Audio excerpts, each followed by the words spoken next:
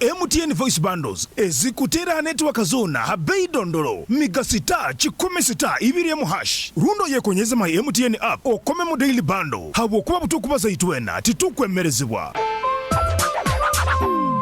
MTN Uganda Limited nererwa Uganda Communications Commission.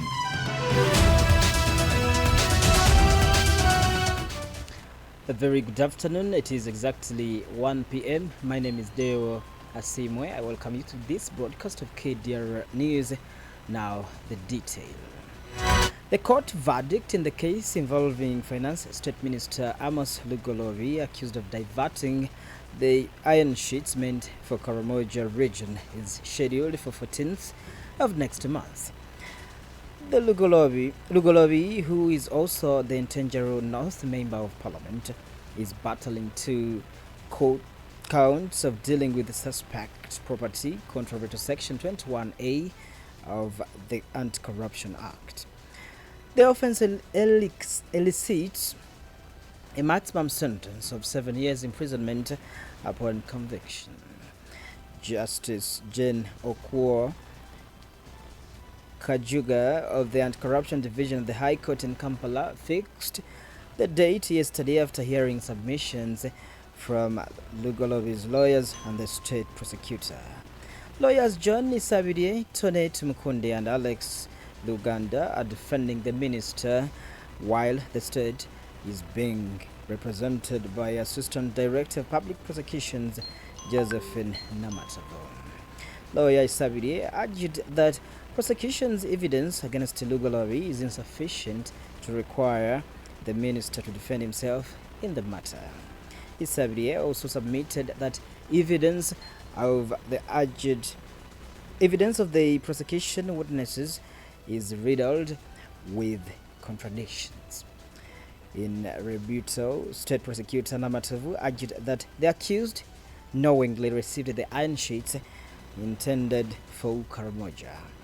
At this stage, the judge evaluates the evidence's sufficiency to determine if it could sustain a conviction allegations. Moving on, the government has issued a warning to residents near the Kitezi landfill in Wakiso and Kampala, urging immediate evacuation due to the risk of another disaster. Heavy rains have increased the chances of the garbage heap collapse, similar to the deadly incident that occurred 2 months ago.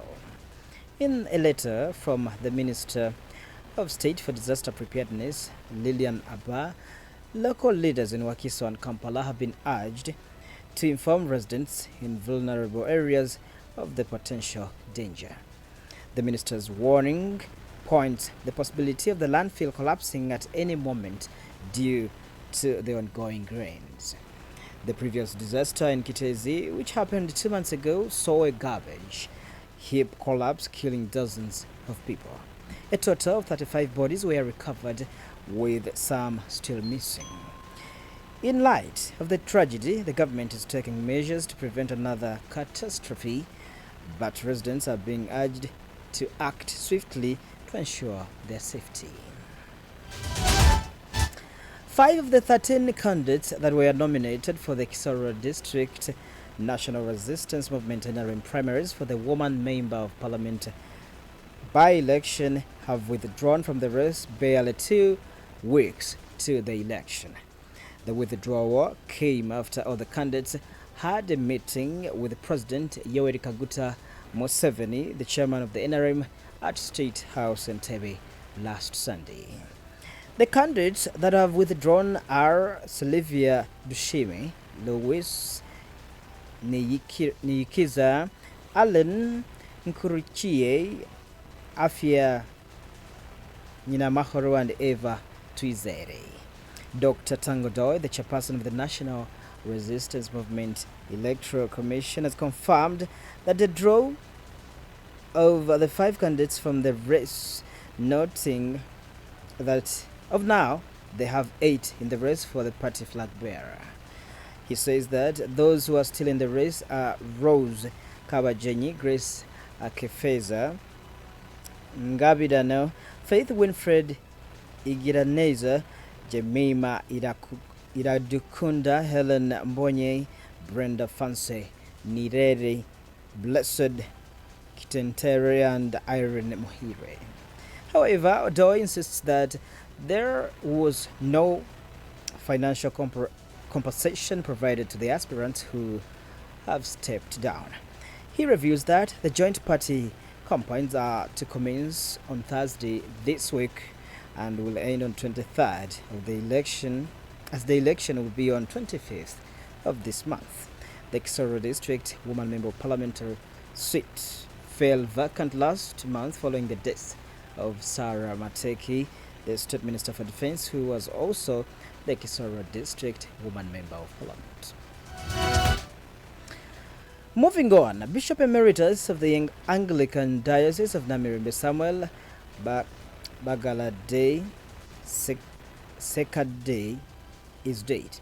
According to Namirembe Diocese Fathers Union and Namirembe Cathedral, the man of God passed away at Kisubi Hospital last night. Sekade, 80, was the bishop of Namirembe from 1994 and 2009. The church is yet to reveal the cause of Sekade's death, but it is understood he was taken to the hospital after a short illness. Friends say Sekade yesterday appeared in Roshere, Nyabushozi, for a burial of late Nora Karachire. You are still listening to KDR News Broadcast. This is the news on the international scene. For the news on the international scene, at least 21 people have been killed and 8 others injured in a rare Israeli airstrike in northern Lebanon, the Lebanese Health Ministry says.